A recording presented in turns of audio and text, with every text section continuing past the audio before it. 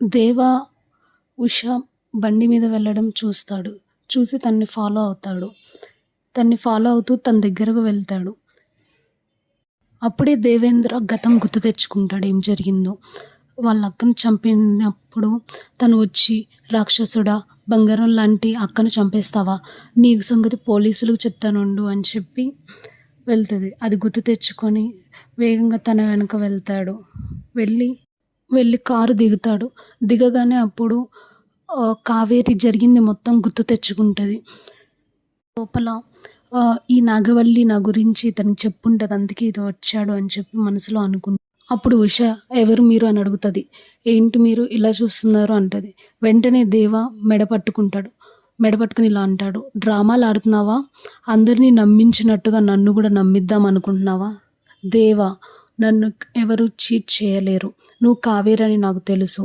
జైల్లో చావకుండా బయటపడింది ఖచ్చితంగా నా చేతుల్లో చావడానికి" అని అంటాడు. వెంటనే ఉష అతన్ని తోసేస్తది. తోసి వేలు చూపించి కోపంగా, "నువ్వు ఎవరైతే నాకేంటి? నా పేరు ఉష. నా తీరు బిష. నా నక్షత్రం శతభిష" అని అంటది. "మొన్నటి వరకు అదెవరితో నాగవల్లి వచ్చి కావేరి కావేరి అంటూ నా వెంటపడి నన్ను ఇరిటేట్ చేసింది. ఇప్పుడు నువ్వు కావేరి కావేరి అంటూ ఇరిటేట్ చేస్తున్నావు. ఎవర్రా కావేరి?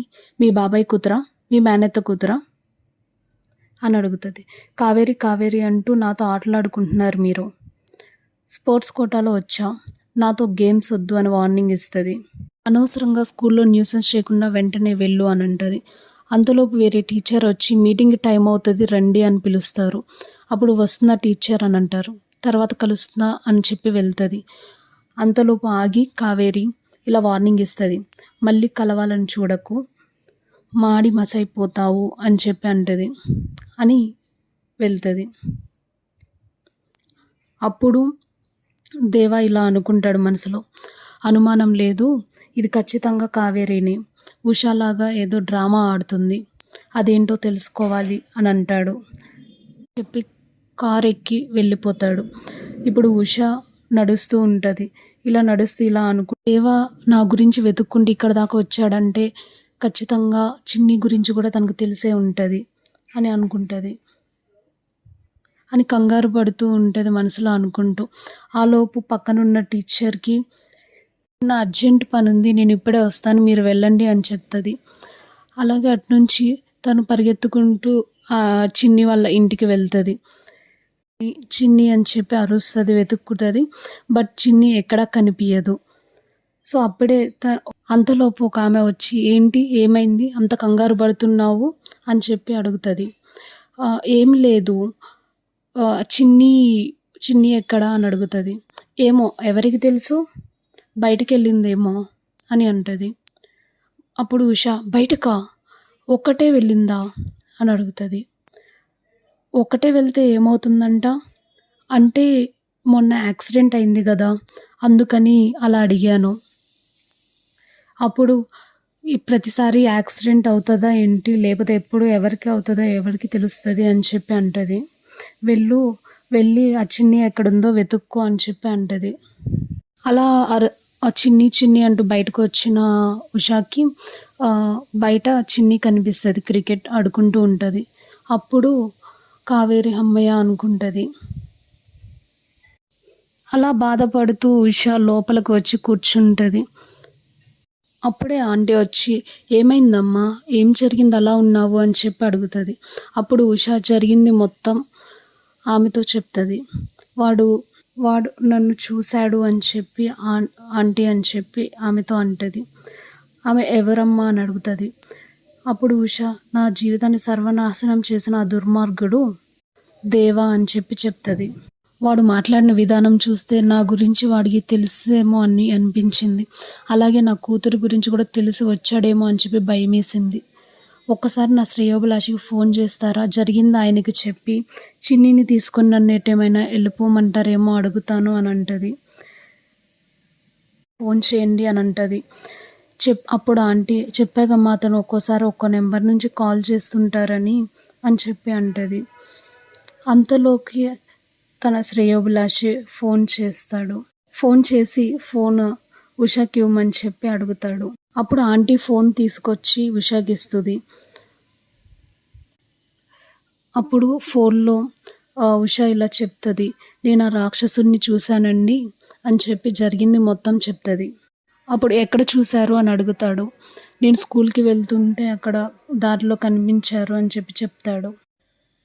నేను భయపడుతుంది చిన్ని గురించండి అని చెప్పి చెప్తది. నేను బతికున్నా అన్న నిజం నాకు తెలిస్తే నా బిడ్డ గురించి కూడా ఎంక్వైరీ చేసి తనకేమైనా అపాయం తలపెడతారని భయంగా ఉంది అని చెప్పి అంటుంది. అప్పుడు "మీరస్సలు భయపడాల్సిన అవసరం లేదు. వాడి సంగతి నేను చూసుకుంటాను" అని చెప్తాడు. ఆల్రెడీ ఈ విషయంలో ఒకసారి వాడికి వార్నింగ్ కూడా ఇచ్చాను.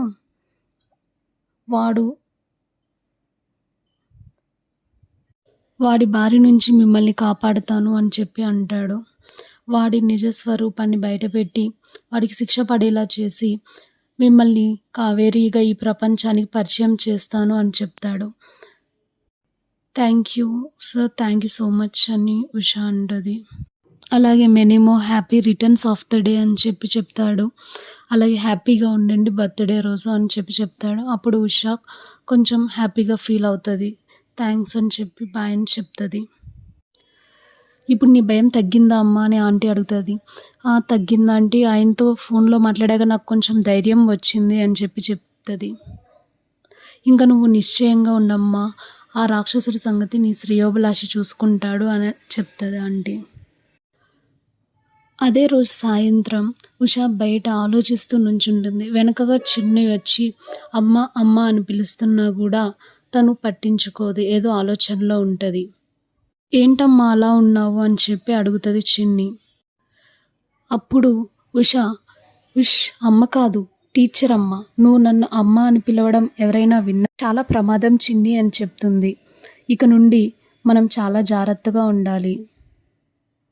మనిద్దరం తల్లి కూతుర్లులాగా ఎవరికంట పడకూడదు. అయినా కొత్త వాళ్ళు మీ అమ్మ పేరేంటి అని నిన్నడిగితే కావేరి అని కూడా నువ్వు చెప్పకూడదు." అప్పుడు "ఎందుకు చెప్పకూడదమ్మా?" అని అడుగుతది. "ఎందుకు ఏంటి అని మాత్రం అడగొద్దమ్మా. కొంతకాలం మాత్రం జాగ్రత్తగా ఉండాలి. నన్ను కాపాడిన మన శ్రేయోభిలాషే చెప్పాడు. మనం అతని మాట వినాలి. జాగ్రత్తగా ఉండాలి. లేకపోతే మళ్ళీ మనిద్దరం దూరం అయిపోయే ప్రమాదం ఉంది" అని. అప్పుడు వెంటనే చిన్ని భయపడి అమ్మని హత్తుకొని "అలా జరగకూడదు. అలా ఎప్పటికీ జరగకూడదని" బాధపడుతది. అప్పుడు ఉష "ఎప్పటికీ జరగదమ్మా. మనం ఎప్పటికీ జాగ్రత్తగా ఉంటే అలా జరగదు" అని అప్పుడు "సరేనమ్మా, జాగ్రత్తగానే ఉంటాను" అని చెప్పి అంటుంది. "ఎవరైనా దగ్గరలో ఉన్నప్పుడు పొరపాటున కూడా నిన్ను అమ్మ అని పిలవను. టీచర్ అమ్మ అనే పిలుస్తాను. చాలా జాగ్రత్తగా ఉంటానమ్మా, సరేనా" అని అంటుంది. ఆ తర్వాతి రోజు దేవ కొంతమంది మనుషుల్ని పెట్టించి ఉష కోసం ఆ స్కూల్ చుట్టూరా వెతికిస్తాడు. ఆ స్కూల్ దగ్గరలోనే తన ఇల్లు ఉంటది. ఎక్కడ ఉందో వెతకండి అని చెప్పి ఆ చుట్టుపక్కల వెతికిస్తాడు. కనపడగానే కిడ్నాప్ చేసి మన టెంట్‌కి తీసుకురండి అని చెప్పి చెప్తాడు. అలా వెతుకుతున్న వాళ్ళకి ఒకచోట ఉష అయితే కనిపిస్తుంది. ఉష కనిపించగానే వాళ్ళందరూ ప్లాన్ వేసి తన దగ్గరకు వచ్చి తనని కిడ్నాప్ చేయడానికి ట్రై చేస్తారు. అందరూ చుట్టుముట్టి తనని కిడ్నాప్ చేస్తారు. ఒక కారులో తనని కిడ్నాప్ చేసి తీసుకొని వెళ్తారు. దేవ అక్కడ ఎదురు చూస్తూ ఉంటాడు తనని కిడ్నాప్ చేసి తీసుకొస్తున్నారని. అలాగే తనని ఒక గోతాంలో కట్టేసి కిడ్నాప్ చేసి తీసుకొని వస్తారు. ఆ టెంట్ దగ్గరకు వచ్చాక తనని కిందకి దింపుతారు.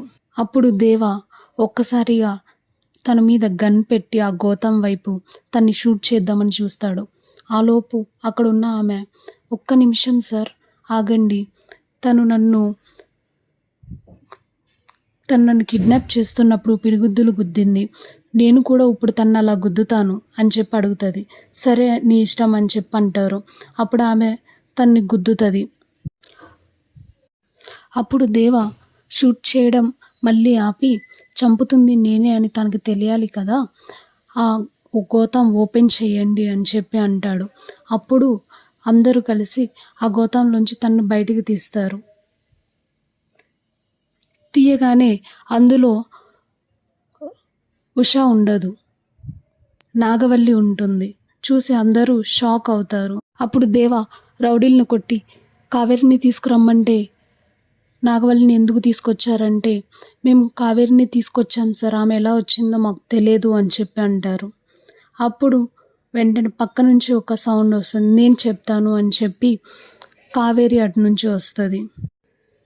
అలా ఎపిసోడ్ అనేది ముగుస్తది. తర్వాత ఎపిసోడ్ రేపటి ఎపిసోడ్‌లో ఆహ్, స్కూల్‌లో వీళ్ళు బాల్‌తో అనేది స్కూల్‌లో పీటీ మాస్టర్ ఉషాలాగా తను గేమ్స్ అయితే ఆడిస్తూ ఉంటుంది. ఆ టైంలో కారులోంచి నిఖిల్ అయితే దిగుతాడు. దిగి ఆ బాల్‌ని తీసుకొచ్చి ఇస్తారు. అందరూ ఆశ్చర్యంగా ఎవరా అని చెప్పి చూస్తూ ఉంటారు. అలా